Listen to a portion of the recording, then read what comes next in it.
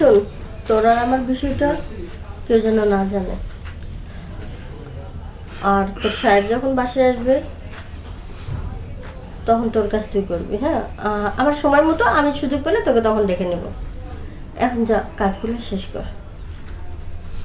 ঠিক আছে আপামনি, আর একটু কি আর হ্যাঁ, ওই আরেকটা কথা, বাজারের কি কি জানি লাগবে? বাজারে সবকিছু বলে দিন। আর আপামনি একটু ছোট কথা বলি। কি?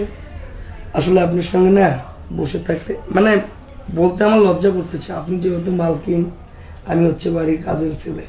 আর এইসব কি বলিস? আমি তো তোকে কাজের ছেলে মতো দেখি না। আমি আমাদের ফ্যামিলির একজন মনে করি তোকে। তো সেই জন্যই বলতেছি, আপনার পাশে বসে থাকতে, আপনার সাথে কথা বলতে অনেক ভালো লাগতেছে। আরো যদি আপনার সাথে শোন, এখন থেকে এই বাড়ির কাজ তোকে করতে হবে না। তুই শুধু আমার সাথে সারাক্ষণ সময় দিবি। তাহলে তো আরো ভালো হয়।